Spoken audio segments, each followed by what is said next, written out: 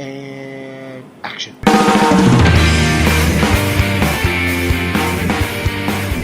Hello, everybody, and welcome to The Long Take. This is Kenneth Guidry, live in Los Angeles, California. And then my partner to my left, let's just pretend we're in the same room. Sure. Close your eyes. I am to your left. Well, maybe. I don't know. Hey, stop bumping my elbow. All right, dude. Okay, sorry. I'm sorry we're in a really tight and closed space. Alright, no, I'm just kidding. I'm playing. Alright. So playful. Justyn Moore. Hello. Justyn Moore, say hello to the world. And Hello, where are world. you right now? I am somewhere in New Jersey. Where I am isn't important. What is important is that I haven't talked to you in a month since we talked about Interstellar. We have a lot to catch up on. So Wait. Why isn't it... Why... How come where you are isn't important? Is there something you're hiding from us? Something I'm hiding. Where are you, Justyn? I'd rather not say. Are you in prison? Are you using your one phone call to be in this podcast? Will you be my friend? Will you be my friend? No, I can't respond to that because he doesn't say anything. We're referencing a Paul Thomas Anderson scene. That's Boogie something Nights. that if folks don't know, then they don't need to. Oh man, I'm sorry, I shouldn't say anything. That's okay. But yeah, it's funny you talk about. I just said Paul Thomas Anderson because not this episode, but the very next episode probably. We're going to be talking about Paul Thomas Anderson, his films. We're going to be talking about Inherent Vice, which I saw. Let me give you a little bit about Inherent Vice. Oh, we're having technical difficulties, folks. Ken, I can't hear you. Ken, are you there? Get a lot of static. A lot of static on your end. Justyn hasn't seen Inherent Vice yet. Nope. But I will in. Oh my God! I'm going to see it in. It's technically Saturday right now. It's 1:10 in the morning, Saturday. It's 11. It's 10:10, but it's still Friday on your end, on the west coast, the left coast. But yeah, I'll be seeing it in a little over 24 hours, which is exciting. I'll be seeing it in 36 hours. In 36 hours. Yeah, well, 36 and a half hours. I'm seeing it at 1:30. Well, Jesus. Sunday. Yeah, I'm getting very specific. 1:30 p.m.? I'm excited, obviously. Yeah, I'm going to see it early. Cool. Because we're going to make a day of it. We're going to be in the city. I'm not going to see it alone. You saw it alone, loser. All right. Did you have to tell everybody that I saw this movie alone? Seeing it alone isn't bad because it's something that you definitely want to just pay attention to. Yeah, you know what? We should briefly... Look, I have my reasons for seeing movies alone, okay? Yeah, I like seeing movies alone sometimes. Because... You know, when you go with somebody else, you got, like with you and me, I don't worry about whether or not you're going to like the movie we're going to see. Usually we're seeing a movie that we're probably going to like, but even if, like, you might not like it, like, it wouldn't feel like it was a waste of time. You know what I mean? Especially now that we have a podcast, no movie we see now is a waste of time. If we see the same movie. If we see a movie that you don't like, and I don't see the movie, then it's not.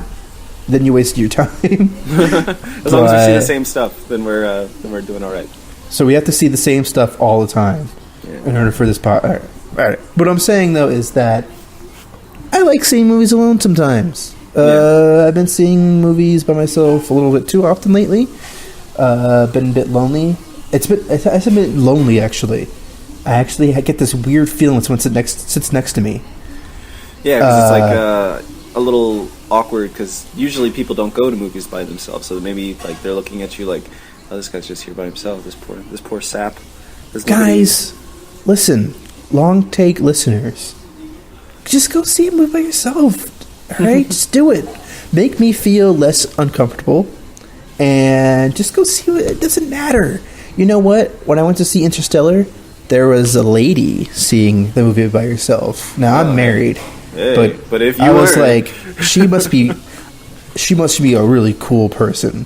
Was she like an older lady? No, she was like in her 20s, and I was then you don't call her a lady, dude. You call her a girl.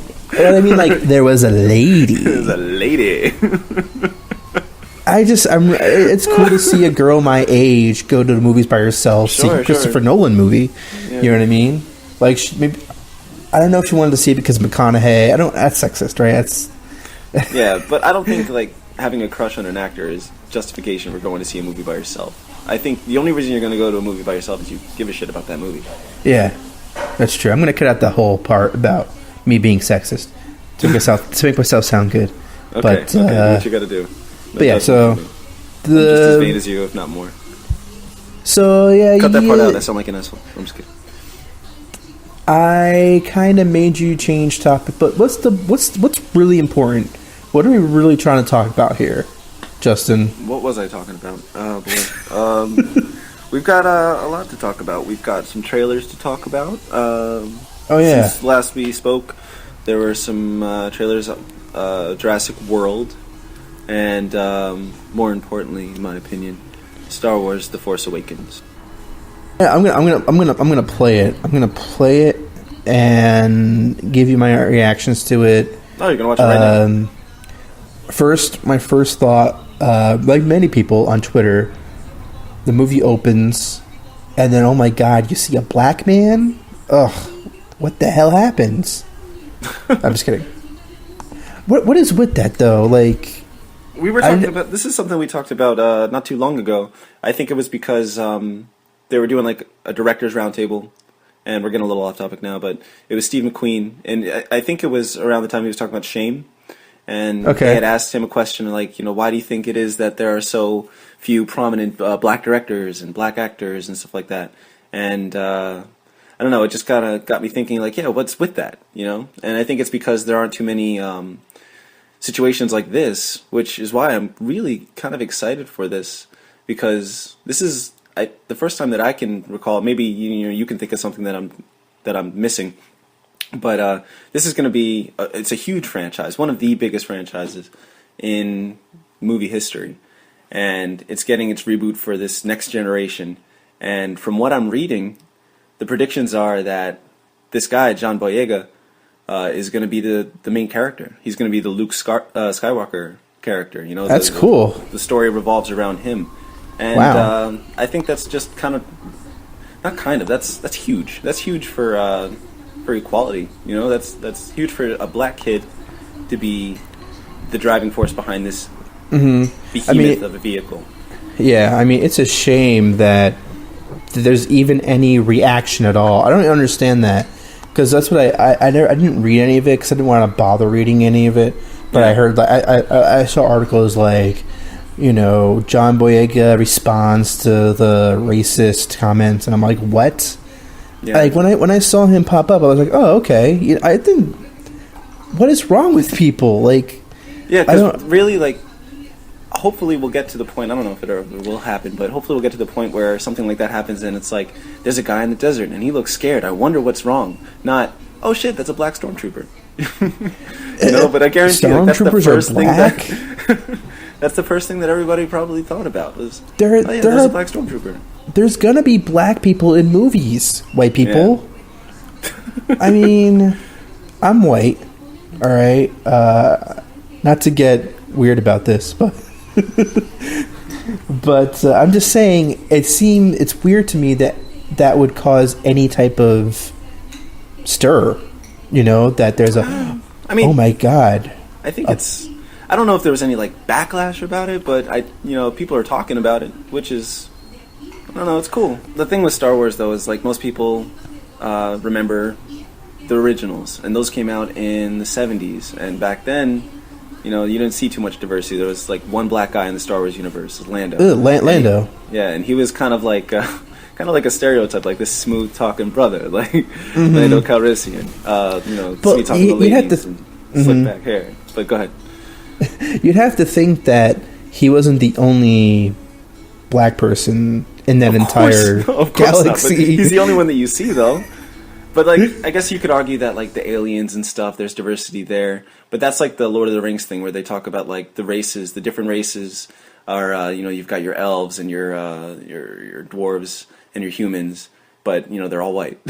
So, but anyway, back to Star Wars. I think it's huge because now there's a little black kid who is not going to feel weird about dressing up like a guy from Star Wars, on Halloween. Whereas like me, if I dressed up like Luke Skywalker, I'm half black for those of you that don't know.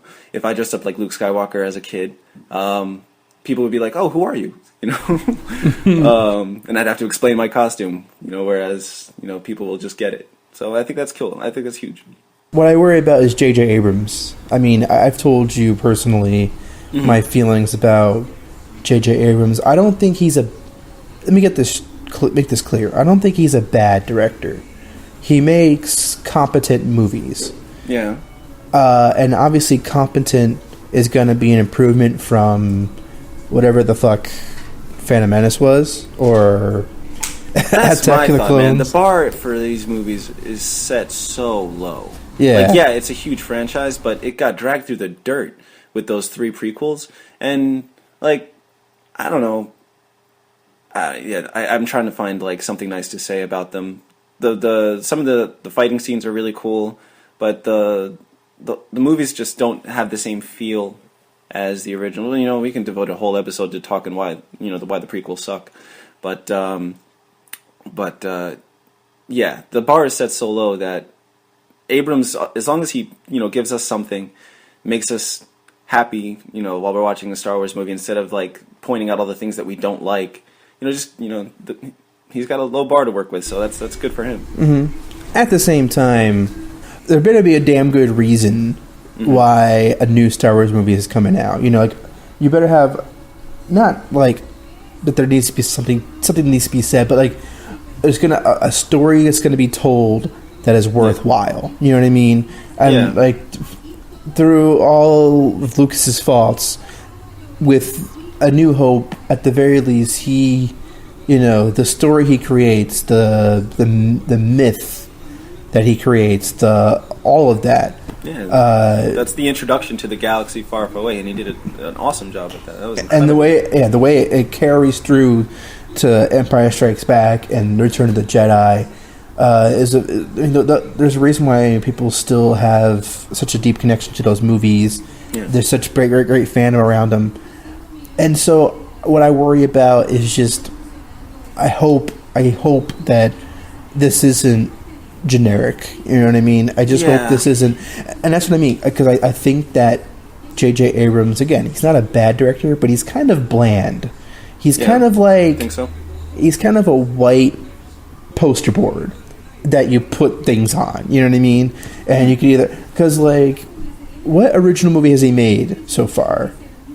Super 8. But what is Super 8 really? It's kind of Spielberg, it's an homage to Spielberg. Yeah. And it's such an homage. It's like beating you over the head. It's like, we love E.T. Get it? And with Star Trek, like, I liked the first Star Trek reboot. I liked it more than the second. Yeah, I liked it. I didn't like Star Trek Into Darkness as much, but at the same time, and I've read comments that say this much, that and this maybe give me some hope that perhaps Abrams is actually more suited for the world of Star Wars and Star Trek, because I do agree with some people who feel that he kind of turned Star Trek into just this another just kind of like run-of-the-mill action franchise. You know what I mean?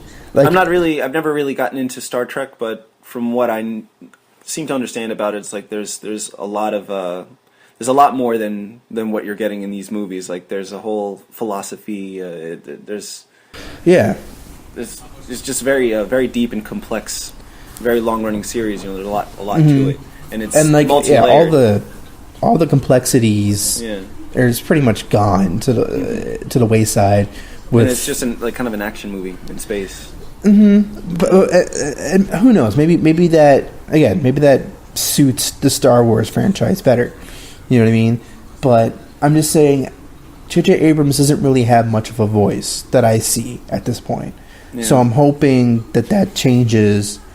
I'm hoping that, if he's going to tackle Star Trek and then Star Wars, you know what I mean? Like, he's just like, oh, it's not like a checklist where he's like, I did this franchise, now I'm going to do this franchise. You know what I mean? Yeah. I hope that he has a good reason why he's decided to tackle the next Star Wars film. You know what I mean? Something you had said, got me thinking, and I never really considered this. When you're watching that trailer, the excitement that you feel when it opens, or the shot of the Millennium Falcon just flying over the desert, it's just like, boom, you feel it. And I hope that the movie doesn't rely too much on those nostalgic feelings. Like, the one thing that the prequels have going for them is that they were able to make these movies that are so far removed from the Star Wars that we all know and love. And that was really the challenge, was to make something, to get people to care about these characters now in this world that takes place, so far before all the people that you know and love. There's no Luke, there's no Han, there's no Leia. I hope that these new movies don't, rely too much on, here's the Millennium Falcon, here's Chewbacca, here's Han Solo, look, he's older now, And hopefully it's just more about these new guys, these new characters. Do you want to talk about these names that got revealed just yesterday? Oh yeah. Tell me I haven't heard anything about the character names for this one, so go ahead. Okay, I've got 3 definite for you, and the 4th one is one that I'm speculating. But anyway, we'll start with the first guy that you see in the trailer, John Boyega, the stormtrooper, the black stormtrooper, and that is his name is going to be Finn. Okay. Finn, which makes me think of Glee, so I was kind of like, but, and then we have, later on in the trailer, there's a girl who hops on a speeder bike and goes off into the distance. She's suspected to be the daughter of Han and Leia. Ooh, and okay. That's what I've been reading, and that's kind of what I think. She's either Han's daughter or she's Luke's daughter, but her name is Rey, R-E-Y. And the actress's name is Daisy Ridley, I believe. Rey. Yeah, Daisy Ridley playing Rey. So, but Rey Solo sounds pretty cool. Rey Solo? Yeah. Han Solo, Leia Solo, Rey Solo. Yeah. Rey Skywalker, Rey Solo, I don't know. Wait, why would it be Skywalker? if it's Luke's daughter, I'm saying. Oh, okay. So it could be Luke's daughter. Who's Luke? Who did Luke get with? Did Luke get? I don't know. He never really got any action in those movies, did he? Not in the movies. You kind of want to assume that he, got some action. What in if he 30 didn't? Years. Maybe he became just devoted to the Force and. That's like weird. A priest or something. Is the Force a priesthood? I didn't know. He's got sex this you should have responsibility to bring the Force back. I don't know if you ever played any of the Star Wars games and stuff, but they always kind of show Luke at the Jedi Academy and stuff like that, and he's like the new guy who's just in charge of it all. So he's got a lot of responsibility. Maybe he doesn't have time to be a dad. I don't know. I think Luke is going to be more like Obi-Wan was in the originals. Do you really need much time to have a side piece? Just to kind of... Just to get it in here and there? Just to get yourself to be able to go on with the rest of your day or the rest of your week. You know what I mean? You could see Han Solo as a relaxed guy because he gets some. You know what I mean? Whereas Luke is always kind of like the naive. He's very uptight, yeah. Mm-hmm. And you can tell he's kind of a dork too. Like he's probably not very smooth with the ladies. Mm-hmm. Yeah. So I'm hoping that he.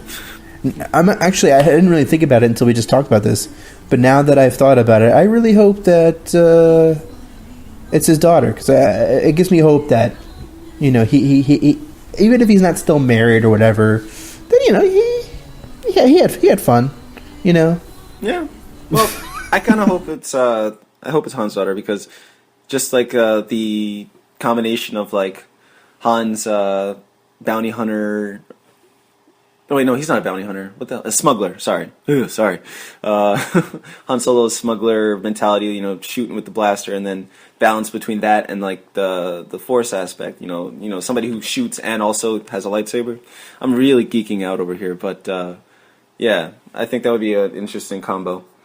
But that's all for her. Rey, don't know what her last name is, but her first name for sure is Rey, Daisy Ridley. And let's move on to Llewyn Davis. Oscar Isaac. He is expected to be kind of like the Han Solo of this new Star Wars film, like the action hero guy. And that doesn't really fit with the name that they've given him, in my opinion. His name is Poe Dameron. Poe? P-O-E. Poe, like the Teletubby. It's kind of interesting that, if you think about it, a lot of like the characters' names in the original trilogy had short names, I guess, right? Yeah. I mean, Obi-Wan Luke, was Ben. Han. Yeah. Ben. C-3PO is 4 characters. Not really a name, but it's... Yeah, but they called him 3PO. R2-D2. R2. Which, they had like nicknames for everybody, but... Mm-hmm. Darth. But then you find out his name is Anakin, and it's like, what? That's a long name.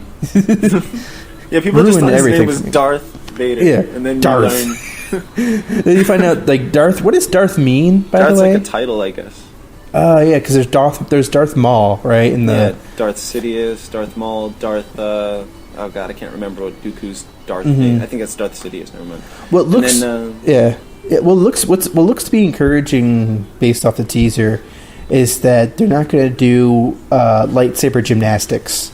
Yeah. Lightsaber aerobics or whatever the F. Well, you can't do that because there aren't people who are so good at this stuff anymore. That was what was interesting kind of about the prequels, was like that was the heyday of the Jedi.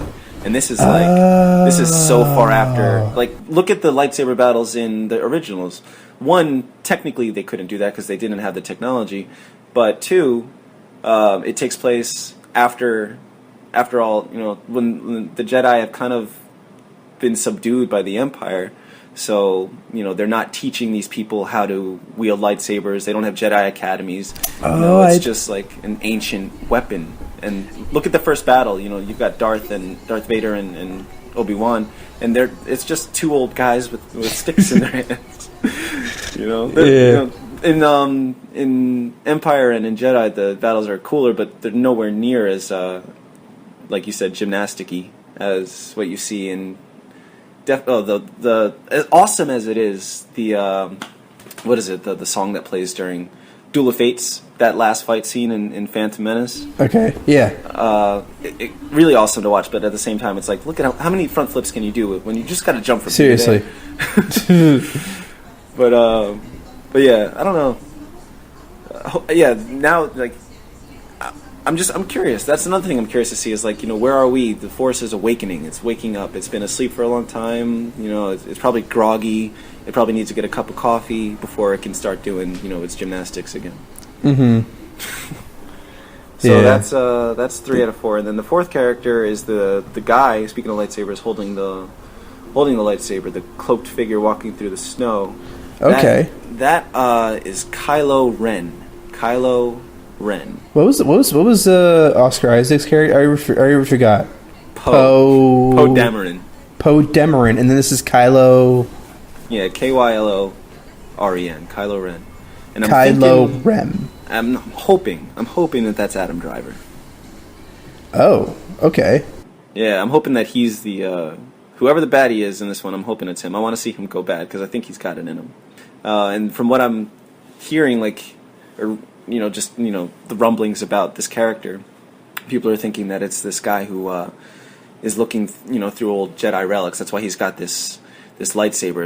This lightsaber, people are thinking to say they're built by him, and that's why it looks like something we've never seen before. Or maybe he robbed a grave of some Jedi or something. Maybe that's what he's doing on this planet. He's like looking for Jedi relics, and he's like just this grave robbing, temple raiding, or tomb raiding, whatever.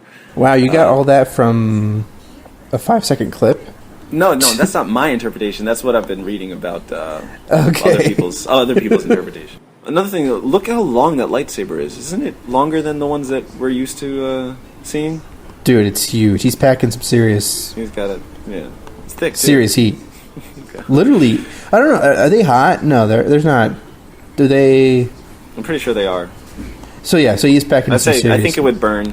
Yeah, of course. Yeah, they burn. They're hot. Alright, fine. He's packing some heat, yeah. But, literally. that's and what I figuratively. To be honest, let's see. I'll tell you the story. It's not really a story, but I was at work, and one of my patients is a huge Star Wars fan, and we were talking about this, and he was telling me his ideas, and I was like, that would be really cool if this because I had been thinking that this is what a lot of people think, which is like some lightsaber that this guy built, and that's why it looks so unstable, but it could be just this really, really old, rickety lightsaber, and that's why it looks unstable, and that's why it's got the hilt and everything. Can you chop down a tree with that lightsaber? Yeah, probably, right? In one swift motion, I'd imagine. Maybe he's just trying to chop down a tree. I don't know. Maybe he's just a logger in a galaxy far, far away. Think about what lumberjacks, how easy their jobs would be if they had lightsabers there. Yeah. You just go... You don't One have guy to have could take out a whole forest by himself. Yeah, but how do you feel though about the teaser overall? The teaser is awesome because it like I said, it doesn't give you anything except for Star Wars, new faces, and it ends with a shot of a lightsaber, and then boom, the Millennium Falcon, and then those TIE fighters flying toward the screen, and there's that screech I don't know, man. I loved it. But it's a teaser, so like that's what it's meant to do. It's meant to get you excited, and it, for all intents and purposes, it did what it was, it did what it was supposed to do. Now we have a year to wait to see it. So that's one thing I'm kind of bummed out about, is having to wait a whole year. Yeah, I could manage. There's other things to watch. Should we move on to? Let's just go really quick with Jurassic World. Jurassic World, yeah, that shouldn't take too long. It's weird, right? Like, and here's my thing with all this. I mean, Star Wars it's exciting, and I'm not trying to put this on in the woodshed or whatever metaphor you can use there. But with Jurassic World, was anyone really excited about Jurassic Park 3? Anyone? When Jurassic Park 3 came out, I just feel like it was like a collective shrug. I don't think it made as much money as the first two, and I just feel like let's just wait 13 years, and then people will get excited about this franchise again. Well, they had planned on doing something years ago, but it was so ridiculous that they scrapped it. Mm-hmm. Yeah, the third one made $368 million worldwide. You compare that to Lost World, which made... I know the first one made like $900 million. Yeah, Lost World made $618 million worldwide.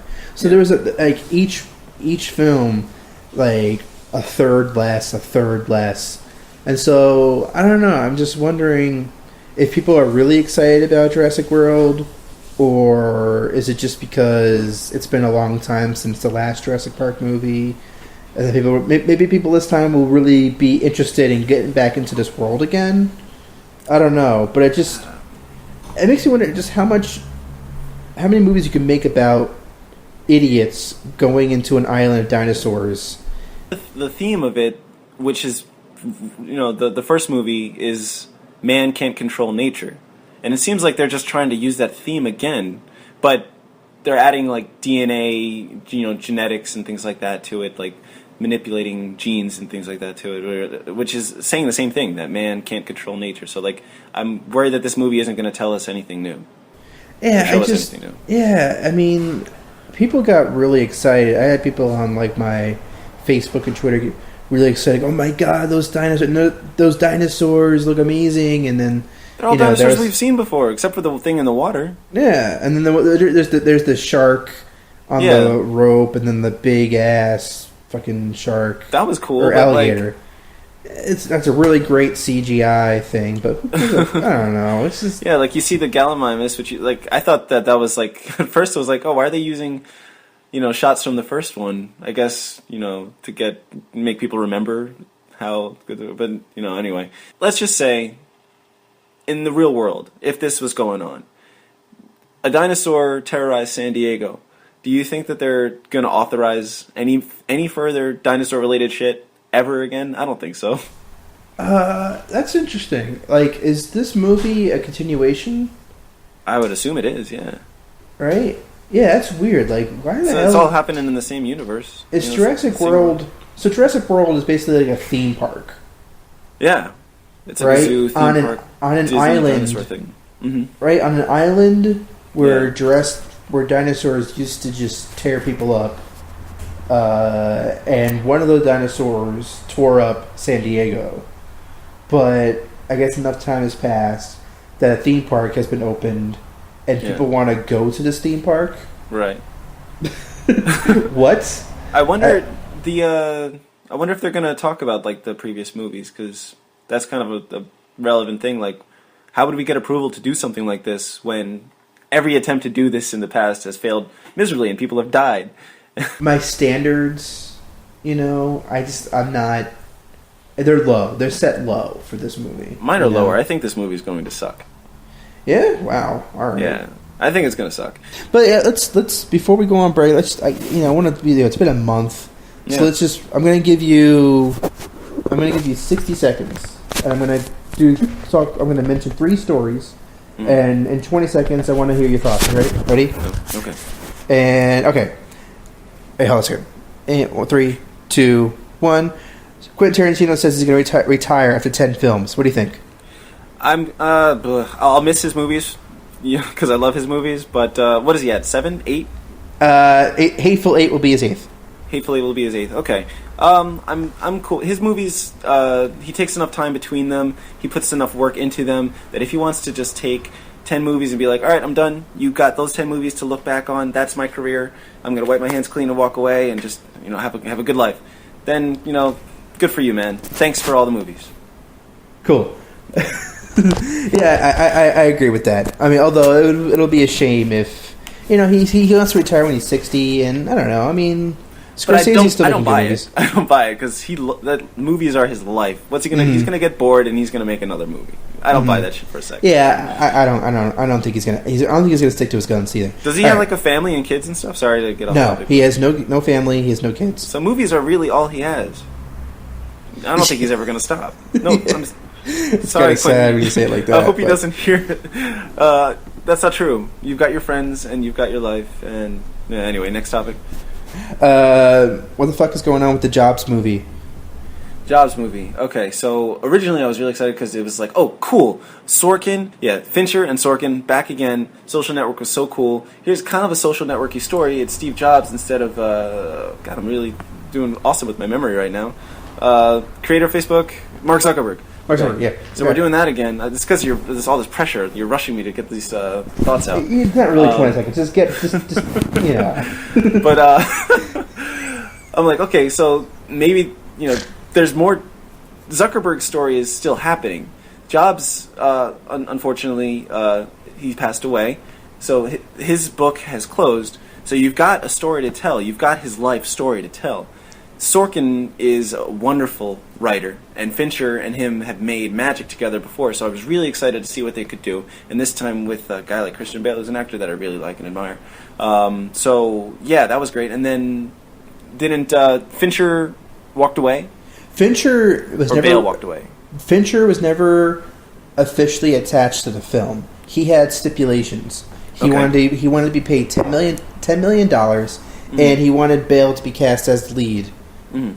Those were his stipulations. And Sony kind of balked at him, I guess, paying him $10 million. And this is because Sony and Fincher don't have a great history together. Girl with the Dragon Tattoo was made by Sony and directed by Fincher. Yeah. And apparently behind the scenes, he was getting a lot of crap from Sony, and he was taking it as much as they were giving it to him. He was taking it back because David Fincher is not one who just takes kindly to bullshit, Yeah. And they don't have their relationship was kind of fractured. That's why I don't really have any Dragon Tattoo sequels right now because it's kind of in limbo.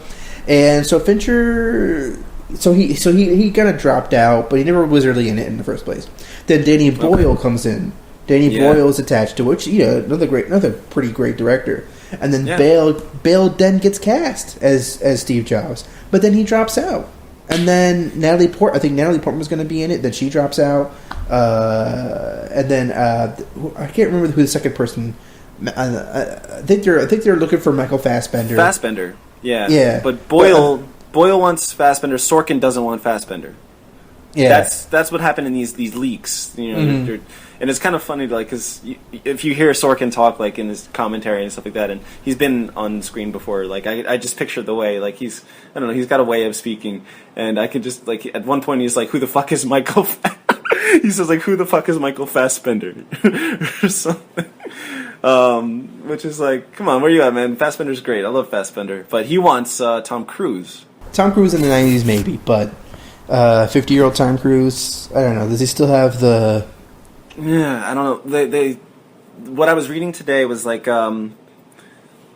Sorkin's justification for the age not being a problem was like you've got whoever was going to be playing Woz is somebody who's the same age as Woz was when they got started, and Cruise is the same age that Steve Jobs was, when he died, when the story ends. So, you've got like somebody who represents the beginning and somebody who represents the end, and they're going to use makeup and shit to make it all work out, movie magic. But I don't know. Cruise could do it, but I'd rather see Fassbender, to be honest. But I think I'd rather see Bale, to be honest.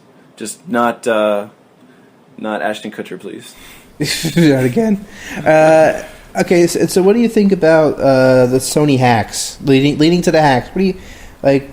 How do you feel about the fallout? A lot of controversy surrounding what's been leaked, but from my view, I mean, there's been a lot of stupidity regarding the reactions to this whole thing because a lot of stupid news stories that come out. There's been some serious ones, but a lot of stupid ones too. The ones that don't really matter. The whole thing with Kevin Hart, and what people say in their private time is not really any of our business. But then, and you feel for Kevin Hart because a producer supposedly called him a whore. But then Kevin Hart fires back by saying, like, I'm trying to protect my brand. He calls himself a brand, which is kind of weird. So like, it's just all kind of stupidity. You know what I mean? And but what do you think? I think hacking is just terrible. Look at the leaks from all the photos of these girls. What people do on their phones. Like, phones are a part of our everyday lives now. They're something that we do. We send messages to each other. Like, nobody gives a shit about us because we're not famous, but we text things all the time, our opinions, and they're private conversations between me and you. And the worst that we have to worry about is somebody seeing our phones. Somebody actually looking at what we're writing, and not like we're writing terrible things, but still, like, the point is, it's private. It's between me and you, or whoever I'm talking to.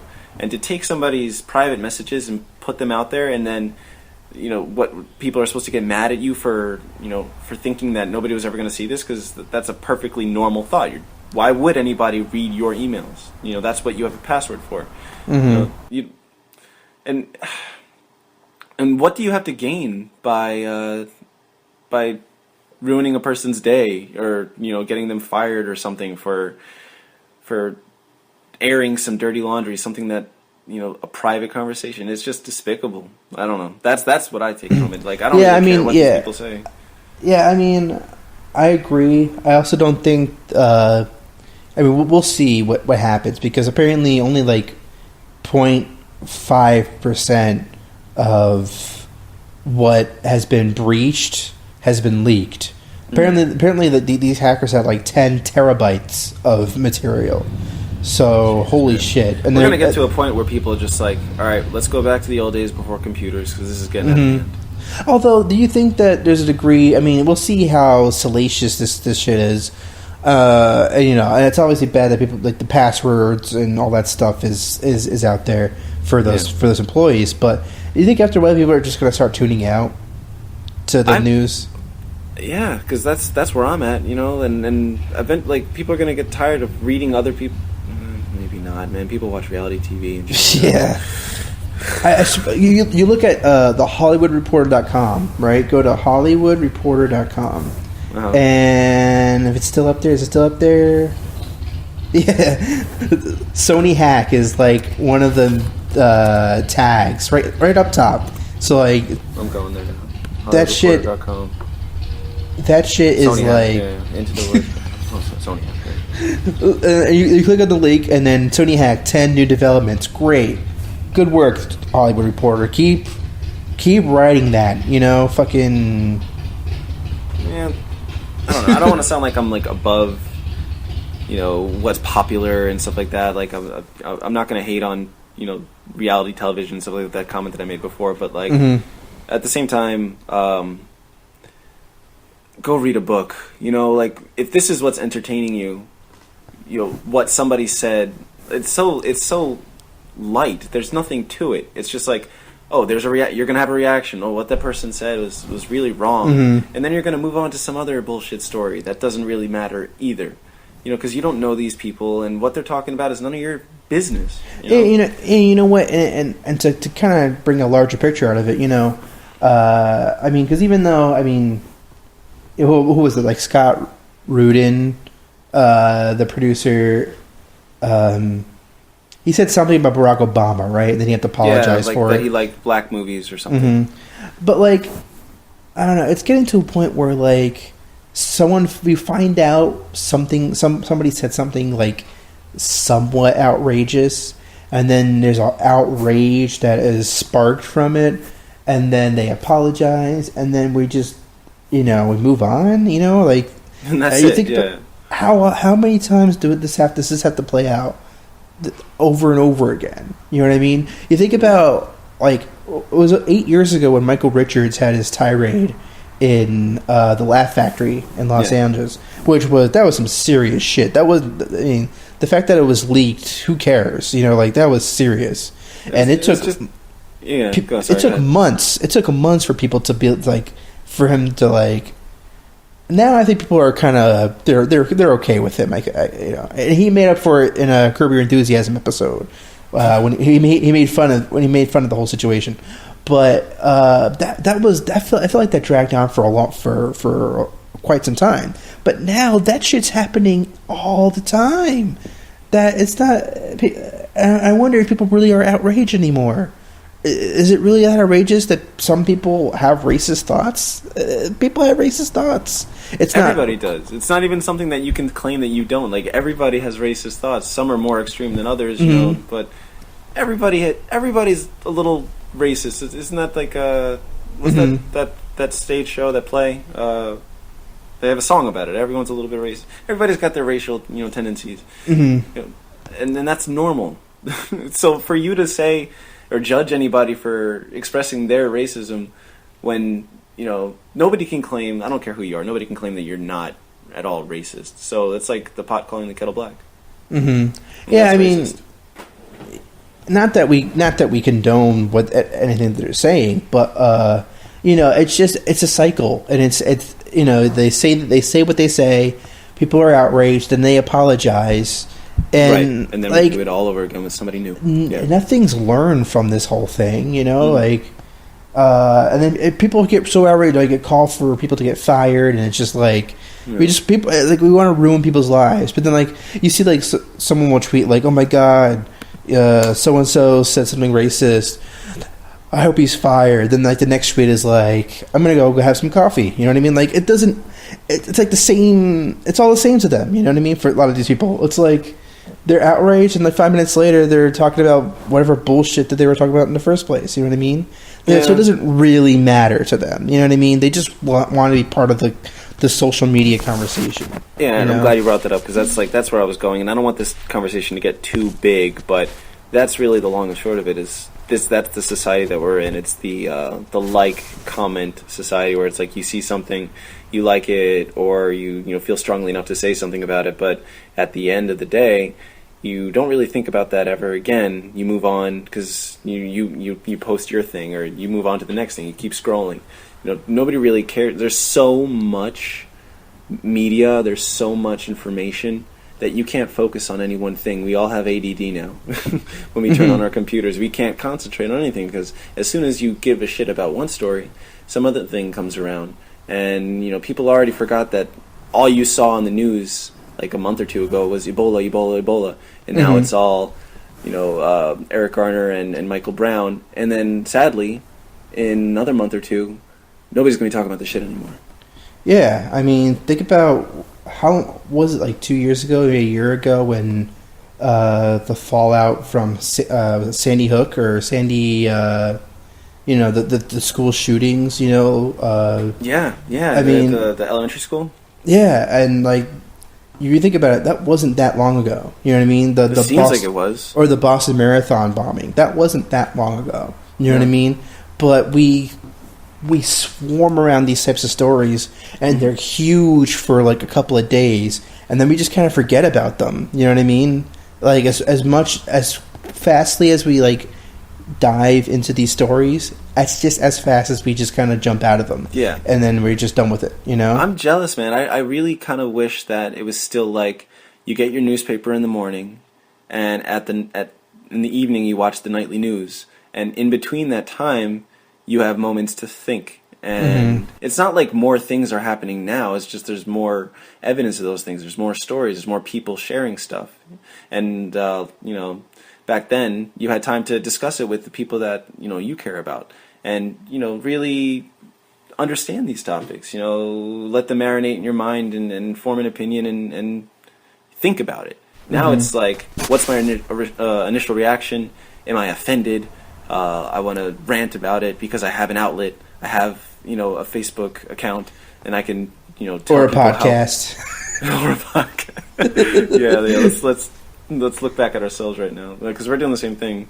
It's funny though. But but like that's different though because right now this is two people having a conversation. We just happen to be recording it.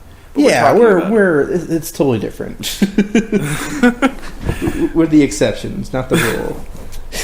But you know what I'm saying though? Like I know what you mean. Now you turn on CNN and there's constant news, and it's like just so in your face that in a day or two you're just overwhelmed and you don't want to hear any more about it because there's really nothing more to hear. Yeah, I agree. New development in this. No, I don't like it. It's just I don't like it. It's too much. That's why I don't even really like. It gets to the point where like people say, you know what, I don't care about politics or I don't care about the news, and that's a terrible thing to say because the news, like what is happening in the world, is something that you need to pay attention to. It's their fault that people are saying that because they're the ones that are beating you over the head with this stuff, and to the point where we can't have any moments to actually think about it. We're just regurgitating what you tell us. Yeah, and you know what? Like, there's outrage every once in a while, but God knows what's going on. But would you say people care more about the news or politics nowadays, even though there's social media and even though we all have an outlet? Do you think people, like, overall, the general population really cares about any of this shit? Probably not, because there's so much of it. There's so many outlets. There's so many options that we have. We can look away. We can choose not to watch. It's so easy to just step outside of the situations that are happening in Ferguson or the situations that are happening anywhere. All these serious situations that. I feel like people only care enough nowadays to comment on it, to have like their outrage, their voice be heard, quote unquote. Because we're all like the main characters in our own stories, so like we want to share our thoughts, and it's like an illusion that people are actually listening. Just because you put it out there and it's online and you might get a couple likes or a couple comments. People aren't really listening. They're just doing the same thing that you're doing. They're reading what you have to say, and they're saying, well, this is how I feel about it. But really, like, you're getting their reaction, and then, like, once they're done and they post, like, they're done. They're not really, like, there's no real dialogue. Like, when you think about when you argue on the internet. Do you really ever get anywhere? No. because it's just two people that have, they can write whatever they want, they can formulate their own opinion, they think they sound like they're a genius, and then they write it out there, and then that person reads that, and then they do the exact same thing. They don't even listen to you. They just attack. It's all attack. There's no listening. There's no understanding. And when you live your world online, when you live your life, online, it's just it's kind of like it's one-sided. You're just talking. You're not listening. Mm-hmm.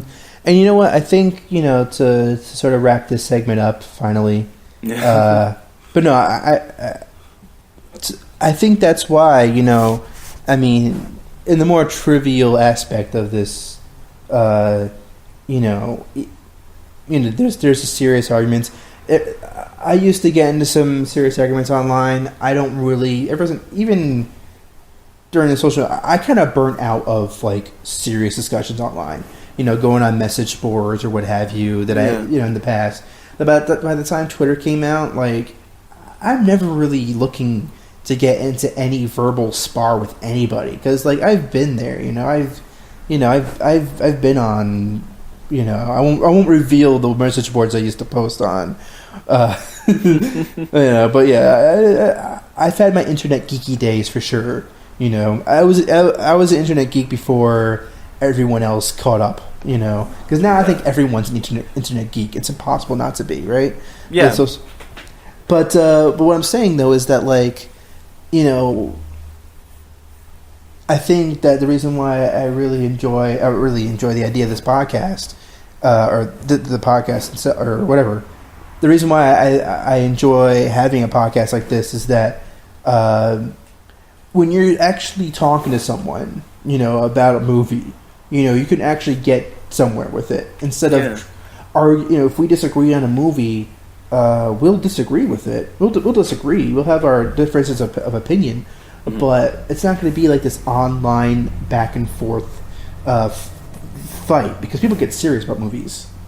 They get serious about everything on the internet. They get serious about movies too. Yeah. And so you go on like IMDb, which is like a hellhole of message boards. The message boards are just the worst. I can't even like. I won't get too far and digress with that. But it's just you look at those message boards and it's just awful. You know what I mean? That what people just spout their bullshit. And like they don't even, it's just ridiculous. So yeah, I really appreciate having something like this because you can get like the nuance. You can actually talk about what you saw with that too, Ken. Yeah, man. but did you see Interstellar? IMDb has like a 9.3. It's fucking ridiculous. Damn, really? I guess we were wrong. you know what's funny though? Like I've seen people on Twitter like say like I've seen Interstellar a second time, and you know what? It's actually a lot better now, which makes me wonder. Was I wrong? Yeah. Should I go back? I don't. I felt so strongly with her last episode. You felt strongly. I felt like we both kind of agreed, and we talked about it, and we gave our reasons why. So no, I don't think you're wrong. It's what you were talking about before, man. It's the message boards thing. It's the mob mentality. I think part of it is, you get online and you see how this movie is doing, and you see people talking about it, and you're like, oh, I want to be one of you guys too. I want to be part of the group. I like that movie too, because like, it's either get accepted. Here's how empty it is. You either get accepted or you get rejected. But really, it's neither. It's like you liking something that somebody else likes or agreeing with somebody isn't going to lead to anything because at the end of the day, you're sitting alone in a room on your computer. Or you're just saying, oh, I don't like that. You might get some like somebody might say, oh, you don't know what you're talking about, blah, blah, blah. But at the end of the day, it's just you sitting alone in your, on your computer. Yeah, and I just see people, like, their day's mission is just to go on these boards. And, it's bad enough to have, like, someone go on a tirade against, like, the president or what have you. But to go on, like, IMDb or, whatever else movie site, and just your sole mission is to be like, Christopher Nolan sucks, or just like that's what you're gonna do today. You literally search Christopher Nolan just so you can say how much he sucks. Yeah, you know what I mean. It's just that kind of stuff. It just boggles my mind. You know what I mean. Well, that's why people that do that, they have nothing better to do. It's sad. Yeah. Go outside, man. Go to the park. Go breathe in the fresh air. Mm-hmm. Be reminded of like this life that you. Man, sometimes like I go on a hike. Mm-hmm. When I'll go visit my girlfriend, and sometimes we'll go out and we'll go on these just walks on these nature trails, and you go to these overlooks and you could see everything, and not to get too out there, but it's just like, so I just like, man, if I never see a computer again, I'll be good, because this is what it is. This is real life. We're addicted to this shit. It's sad. It's really sad, and I don't see it getting any better. It's gonna get worse. Probably. Yeah. But and on that note, you know what? I think it's supposed to be a movie podcast. I think this is a two-parter. I was going to try and say that. I was going to try and cut this down to a half hour. There's no fucking way I'm going to be able to do that, and I don't want to waste. I don't want to make this seem like this is a whole waste of time. Yeah, that's what I was thinking about that. In here. Yeah. And we got into important topics or whatever. So I think this was a good one. If you don't mind, I gotta pee, but I do want to talk about Boyhood. Can we do it tomorrow? Because it's 2:35 in the morning. I'm pretty tired. It's only 11:35 here, so no. Fuck you. I'm just kidding. That's the second time I said fuck you. How many times have I said fuck you today? I think I'm gonna make that a running joke where I'm just like fuck you, Justyn, and then we'll just have like a. But after episode 20, we'll see how many times I say "fuck you." We can go back and keep track. Well, fine. If we're gonna have to wait till tomorrow. So what do you think about the economy? No, I'm just kidding. But yeah, I think we kind of got into some things that we meant to talk about. So this is the problem. I say the first part of the episode is just going to be us kind of shooting. Let's just chit chat. And then we want to talk for an hour and a half. Yeah, so once the hour mark passed, I was like, when are we gonna get into the other stuff? But yeah, there's two ways that we can approach this podcast thing, and we're still trying to figure it out. But like, we can do it like there's a podcast called the BS Report with Bill Simmons, where it's just like he just has different guests and they just talk, and there's no really like, we're gonna talk about this, and we're gonna talk about this. Or you could do it like, sorry. So like, I think there's one of two ways that we can do this. We can do it like that, where we're just talking for a long time, and whatever comes up, and that's cool because that's just like a conversation that we get to document. Mm-hmm. Or it can be like a more rigid, structured show where it's like, we're going to talk about this, then we're going to talk about this. I think that's more appealing to a viewer, because then they know what they're getting themselves into. But I kind of prefer the just, hey, let's talk. Let's just talk. And yeah, I mean, obviously, when we have a topic that we really want to get to, like Boyhood, and like, I do want to talk about the award, what's going on awards-wise. That's always fun. Yeah. And I think it could be both. It's the long take, brother. It's the long take. Sometimes it's not gonna. Oh, I keep doing that. That's the second time I did that. Sometimes the long take is gonna be like a long tracking shot, and we go look. The camera turns left. The camera turns right. The camera goes this. The camera goes. I don't know why I'm not. I'm about to start beatboxing for you. The camera goes like this. That's the worst rap ever. And that's like the camera goes here. The camera goes there. And the camera goes around. And the camera goes here. I think you got a hit on your hands. MC Gibbs. Yeah.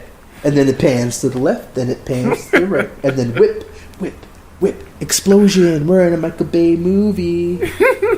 Which is false because it doesn't even do long takes. I don't know why I said that. But yeah, they could have like your long controlled tracking shot where we have a long episode, but we are getting to stuff that the movies. Or we could have like a winding like Alfonso Cuarón long take in Y Tu Mamá También, where it's kind of goes in and out of the car, which was fucking awesome. I mean, his long takes in Children of Men and Gravity are great, but the way it's utilized in Y Tu Mamá También, it's so... If you're not careful, we're going to talk for another hour. Let me talk about Y Tu Mamá También. But, like, because... Tu mamá también. How does he do that one shot, though? Because, like, they're in the car, they're literally in the car, and then they're out of the car, and it's the same take. You know what I'm talking about? When Gael Garcia Bernal and Diego Luna, they're in the car, and then, like, you have the shot where they're next to the car. Is it the beginning, or, like, early in the movie? It's when they're traveling down to the beach. Oh, with the girl. With the girl, yeah. Well, that's, like, half the movie. They're in the car, aren't they? Yeah, but, like... Which part? I don't remember the shot, because I only saw it once, and it was a while ago. All right. Well, what I'm trying to say is that it's a. I should get that on Criterion. Blu-ray. It's this long take, and it goes inside the car and outside the car. Like, I just don't know how the fuck they did that. The man's a wizard. Yeah, he is a wizard. So. He Children of Men, where he put the camera on a motor or whatever on the hood of the car, so it can go around. Mm-hmm. That's what's so crazy about Cuarón is that he has to invent technology just so he could do his next movie. Like, he had to invent, like, a camera crane inside a car. You know what I mean? That's I hope crazy. His next movie is just really, really small and intimate, like Y Tu Mamá También. Like, okay, you showed us what you can do with Gravity, but now tell us a little story. Mm-hmm. Just go super in the opposite direction. Mm-hmm. I think that's what's interesting about those Mexicans. I was going to say 3 Mexican filmmakers because it's interesting about Mexicans. You're crazy, man. But Cuarón, Iñárritu, and Guillermo del Toro. Can I just call them the Mexicans because that's just easy? Because they're all those Mexicans. They're all pals. They're all filmmaker pals. And they're all amigos. They constantly switch up. Like Iñárritu with Birdman, which you haven't seen yet. Is Birdman not in Tom's River by now? No, man, probably not. Let me check right now. But which I wasn't crazy about, but like I definitely enjoyed. I definitely enjoyed aspects of it, and the way it was made is just out of sight, and. Well, not out of sight, 'cause you could actually see it. But what I'm saying, though, is that like that was the first time Iñárritu used long takes like that. He never did that before. Like, his last movie, Beautiful, was like this harrowing drama with Javier Bardem. Then he switches it up and tries to make this like comedy with long takes starring Michael Keaton and Edward Norton and all these guys about show business. And now he's making a movie with Leonardo DiCaprio and Tom Hardy, The Revenant, which is coming out late Christmas in 2015. He switches it up. Cuarón switches it up. Del Toro switches it up. They seem to like have this knack of, because Del Toro's making he has a movie coming out next year too. So like they all seem to have. So I think given that, I think Cuarón will do something small. This is an exclusive on the long take. Mm-hmm. This is based on absolutely nothing but previous examples, but I don't even think this is even going to be on the podcast. But this one we're just talking. I think. Let me tell you what's playing here at the marquee: Exodus, Gods and Kings, Horrible Bosses 2, Penguins of Madagascar, The Hunger Games, Mockingjay Part 1, Dumb and Dumber 2, Kirk Cameron Saving Christmas. Oh my! What the? Are you fucking serious? It's only got one showtime at noon, but still. Big Hero 6, Interstellar, and The Theory of Everything. So with all the stuff that's out there, this is what you have to go to New York on a Sunday to see Inherent Vice. Yeah, you want to know what my local theater? That's an interesting. I have an interesting way to go out with this episode. All right, okay. But first, let me say this. All right. So this is what's playing at ArcLight Sherman Oaks, which is down the street from me. All right. Exodus, Gods and Kings, Hunger Games, Mockingjay Part 1, Penguins of Madagascar. So far we're good. Big Hero 6. Yeah, that's 4. Horror Bosses 2. Interstellar. Okay. Top 5 with Chris Rock. Don't have that one. Theory of Everything. I got that Saint Vincent. Don't have that one. Gone Girl still. Wow, don't have that here. Birdman. Don't have that. Nightcrawler. No, that's not even playing there anymore. Wild. No, that's not playing. That's Reese Witherspoon. She's like America's fucking sweetheart. Okay. Foxcatcher. Fuck! Yeah. The Imitation Game. Yeah, I don't have that either. And Boyhood is back. And I didn't even realize that, but they're showing... Boyhood's back and it's better than ever. We were gonna do a podcast about that movie. We'll talk about that maybe tomorrow, man. Do you work tomorrow? Nah, I'm off all weekend, but my sister... Oh, okay, well then... My sister's birthday is tomorrow, so I'm going to be busy doing that for a while. And then on Sunday, I'm going into the city to see a little movie called Inherent Vice. And then we're going to go see The Tree. And then we're going to probably get home pretty late. So I have off, but the only time I'll really be able to do anything, we can, maybe chit-chat a little tomorrow. But I'm thinking maybe Monday. Monday, probably around midnight. So 9 for you. And we could talk Boyhood. And we could talk Golden Globes then. I'm going to be on a plane on Monday. Oh, shit. Yeah, you're coming here. Awesome. You can't, squeeze, an hour, tomorrow? An hour and a half? Yeah. Let's do it. What time do you want to do it? We'll keep it rigid. I don't know. What time can you do it, in the evening? 9, 10. No, because I'm going to be out. It's my sister's birthday. Oh, yeah. Okay. My son's nap time is, in the afternoon. I don't know. I mean, tomorrow's Saturday, so I'm sure we can figure something out. What time would be good for you? Oh, really? It's not a very convenient time at all. But I feel bad because we spent so much time, not talking because I didn't have internet and all that shit. But Janet's down for the weekend and she's here right now. She's sleeping on the couch. All right, fine. So I guess we're gonna have to wait till I'm in Pittsburgh then. I don't know, unless you have time late on Sunday. I might. Probably not though. If you could do Sunday, if you could do some point on Sunday, probably not though. Fuck. Yeah, all right. Never mind. What time's your flight on Monday? I think it's at... Well, I think we get here at 7... We get in Pittsburgh at 7 p.m. So... Okay. But could you do Monday night? Yeah. So any time Monday night and late... Because I'll be at your time. It'll be the same time zone. But let's end this. Since we're not going to be able to do this until next week, Justyn, what movies do you plan on watching in the next few days? Inherent Vice. If I have an opportunity to see Birdman and Foxcatcher, those are two that are very high on my list. I want to watch both of those. Other than that, I've got some older movies that I want to watch. Let's see, I've got a list here. It's called Why the Fuck Haven't You Seen? And there's 3 Kubricks and... On the Waterfront, we got Barry Lyndon, Spartacus, and Paths of Glory. I'm embarrassed to say I haven't seen it. Mm-hmm. And On the Waterfront, if you could probably add some movies to that list for me because I'm sure there are plenty of movies that you'd say, Justyn, why the fuck haven't you seen such and such? But I'm going to be seeing Inherent Vice. I want to see Birdman. I want to see Foxcatcher. Okay. Yeah, old ones. I've got Paper Moon. I've got. But what? Okay, so of all these movies. What do you like? Is it an impulse or do you have a plan? Do you have No, I kind of just go with it. If there's something that I want to watch, I'll find a way to watch it, and then I will. You mean just go with it? The Adam Sandler movie with Jennifer Aniston? No, I don't mean that. I don't know when you said that. I don't know. That's the worst, but the fact that movie came to mind when you said just go with it. But yeah. For me, I already saw Inherent Vice, so check that one off my list. Oh man, and you know what?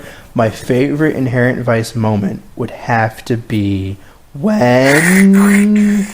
Oh, this Skype has been really shitty today. All right, but maybe I'll try and sneak in. I do want to see Top 5. It's pretty cool that Chris Rock made this movie. Have you heard about Top 5? I've seen a couple of the trailers for it. But yeah, directed by Chris Rock, 89% Rotten Tomatoes. It's gotten good. Chris Rock, you don't really think of him as a lot of his movies have been kind of like not really that great. Yeah, the one that he directed, Why Did I Get Married? Mm-hmm. That kind of yeah, exactly. But apparently, this is supposed to be the one that like he turns a corner with, and so I'm excited. It's supposed to be really funny too. So yeah, maybe I'll try and sneak top 5 before, or maybe I'll see Theory of Everything before I get on a plane to Pittsburgh. So that's before we talk, or by the next time we talk, I think the only movie that I really will have seen would be Inherent Vice, because I'm probably going to spend any time. I'm not going to watch a movie tomorrow. Obviously, too much to do. Sunday is going to be, Inherent Vice Day, and then, and then Monday I'll be working. So okay. So the next time we want to have just chit chat, but we actually have things we want to talk about. Yeah. Make sure your schedule is clear the next day. Next day, all right? All right, you got it. Now you're leaving me hanging. I'm not really leaving me hanging. Cause It's 2 whatever. days. I could talk about Boyhood in my sleep, which I have been. That's been really a problem. Not to give it. I really liked it. So Yeah, I liked it a lot too. it's gonna be really high on my end of year list. That's for sure. So, damn it, I want to talk about this because it's like, falling asleep over here, buddy. it's gonna get all these critics awards, and it's like, I hope it doesn't like hype it up too much because I really, really enjoy it. So I don't know. It'll be interesting to see how things unfold, and we'll talk about it in part 2. So let's finally wrap this up. This episode. This is Kenneth Guidry in Los Angeles. This is Justyn Moore, somewhere in New Jersey, and thank you very much for listening. Have a wonderful evening. I don't know why I'm talking like this. It just kind of just happened. He's just kind of talking like this. At least I'm not rapping about long takes. Jingle bells, jingle bells. Oh, God. Why did they have to die? So much carnage. I always think about situations where you say you just been somewhere, and then you end with the phrase "so much blood." So I'll be like, "Yeah, I went to the Katie's daughter's first birthday party. So much blood everywhere. It's funny. Anyway." No, you're definitely on this one there. That's funny. Yeah, I just went to the gym. So much blood, man. What? Yeah, I don't know. Anyway, so on that note, you will hear from me again probably when I'm in a different time zone. So yeah, we'll be texting. We'll be talking. We talk all the time. We're gonna be talking. Yeah. I'll talk to you. I'll talk to you. All right. I'm getting oral surgery. Oh, really? Right now? Never mind. It's a scene from Magnolia. I thought you would have picked up on that. Okay. I'll talk to you. You can't just sneak in a Paul Thomas Anderson reference without my approval. Without you being ready for it? You're gonna be like, Ken, I'm gonna be doing a reference. Okay. Yeah, I'll text you the day before, just so be ready. But you have to let me know which references you're gonna do before you do. You can, I don't even know what the fuck we're talking about. I'll never refer to anything ever again. Forget it. No referring. Yeah, okay. That's that. That's that, mattress man. That's that. There you go.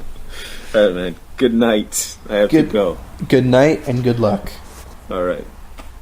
See ya. Hey. The long take.